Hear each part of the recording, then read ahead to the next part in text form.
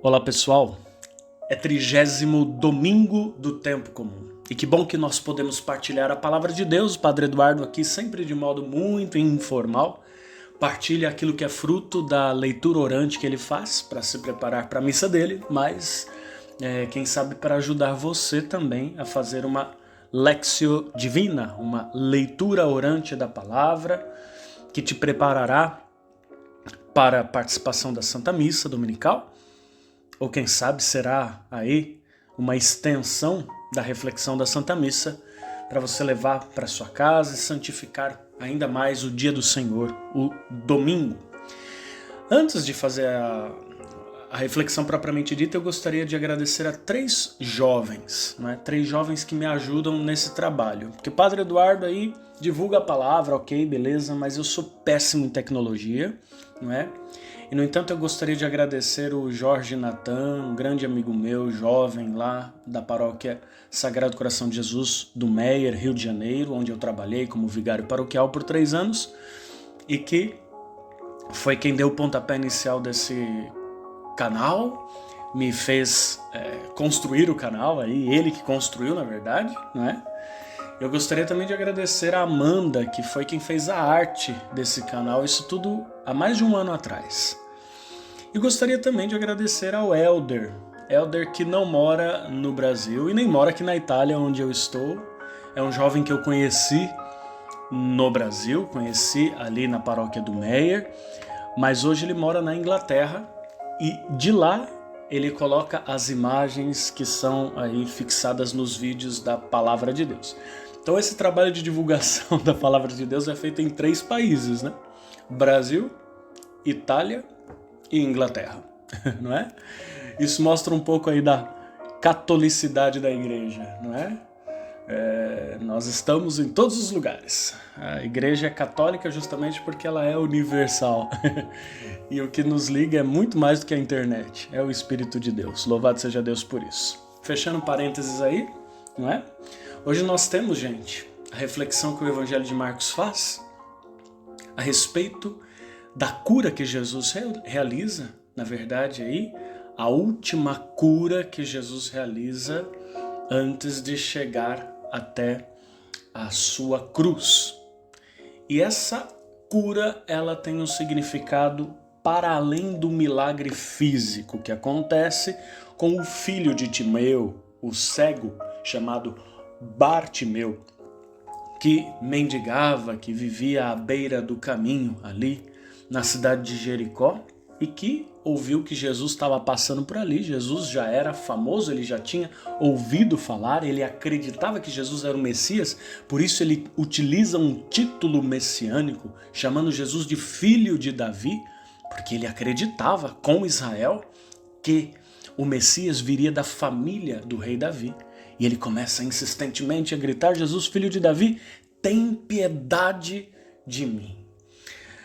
Gente, antes de continuar nessa cena, o padre gostaria de fazer uma pequena retrospectiva para vocês, não é? Porque me parece que essa cura tem algo de muito mais profundo do que apenas a materialidade, não é? Do milagre que acontece aí. Um cego que passa a enxergar. Gente, se nós fizermos a retrospectiva do Evangelho de Marcos e aprendermos a seguir o passo a passo do catequista São Marcos, que escreveu este evangelho com o propósito de nos evangelizar e, sobretudo, evangelizar os cristãos que estavam ali nos seus primeiros passos, né? Um evangelho aí, todo ele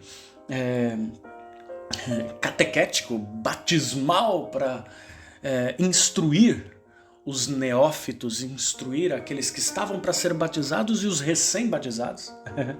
Então nós vamos seguindo o passo a passo aí do catequista Marcos e a gente vai vendo uma coisa muito interessante. Ainda no mês passado, agora é o 30º domingo do tempo comum, hein? Ainda no mês passado, quando a gente estava no 24º domingo do tempo comum, a gente ouviu São Marcos contar aquela situação em que Pedro chama Jesus de canto, não é? E repreende Jesus quando Jesus anunciou que ele deveria morrer, né? Jesus tinha falado que era o Messias, não é? E agora Jesus anunciava que tinha que sofrer muito e que morrer na mão das autoridades. E o Pedro fica lá indignado e chama Jesus de canto e repreende: pô, Jesus, que isso aí não te aconteça não, né? E vocês lembram, Jesus mandou ele ir para trás dele, né? Porque o lugar do discípulo é atrás, e chamou Pedro de Satanás. Vocês se recordam disso? Isso era o 24º domingo do tempo comum. No 25º, eles continuavam sem entender qual era a natureza do verdadeiro Messias, porque os discípulos discutiam pelo caminho quem seria o maior entre eles. No 27º domingo do tempo comum, os discípulos começavam a repreender as crianças que queriam chegar até Jesus. E Jesus ficou muito chateado com aquilo e disse: elas são um exemplo para vocês. Quem não receber o reino de Deus como uma criança não vai poder entrar nele. E Jesus estava aí falando da confiança, da simplicidade e pureza de coração para seguir Jesus, não é? E que nos falta, e que faltava aos discípulos.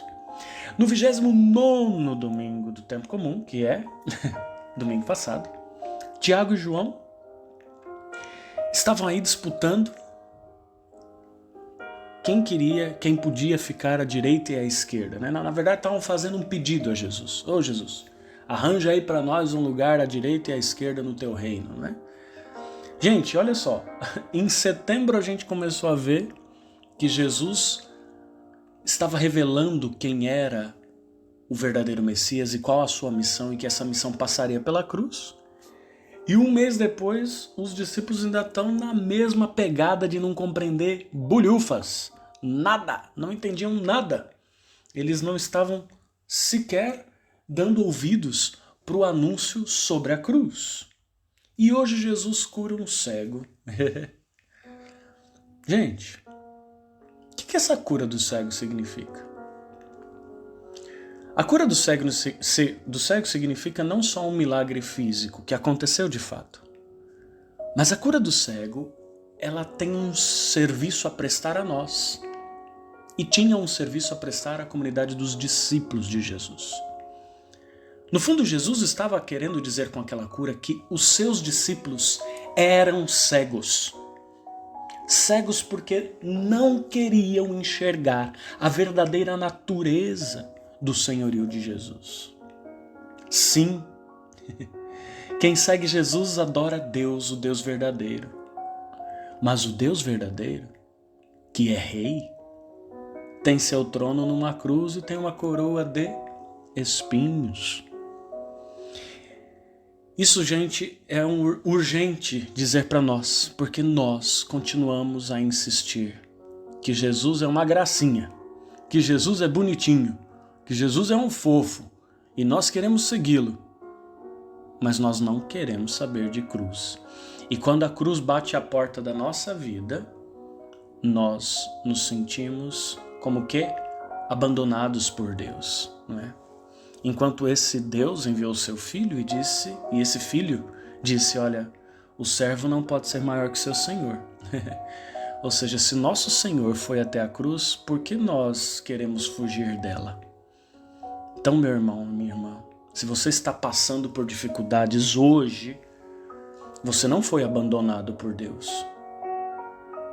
Na verdade, existe um Deus que não te abandona e que está junto de você, e que misteriosamente te conduz pelo mesmo caminho que Ele mesmo trilhou, o da cruz. Não sejamos cegos quando a dor bater à nossa porta. Enxerguemos Deus ali conosco, e Ele nos vai curando pelo caminho. Peçamos a Ele que cure a nossa cegueira e ilumine a nossa vida, vida que já teve um início de iluminação lá no nosso batismo. Inclusive no batismo, na liturgia do batismo, tem sempre a vela, não é?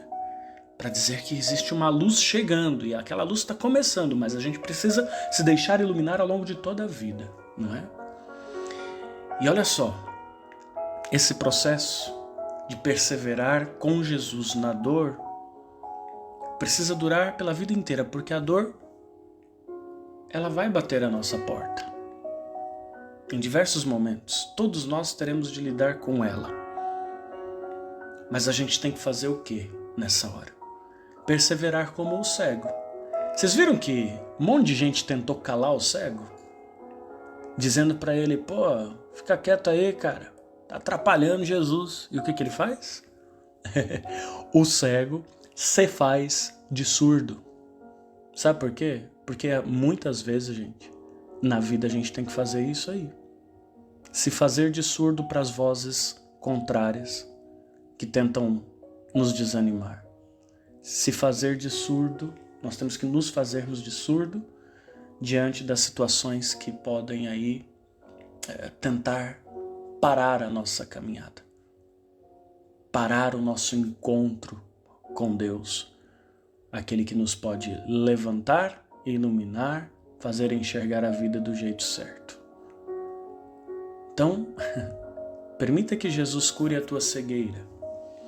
Permita que Jesus te faça pelo Espírito perseverante no caminho dele. Permita que ele ilumine a tua vida. De Roma, Padre Eduardo Pugliese. Deus abençoe o teu domingo, ele que é Pai, Filho e Espírito Santo.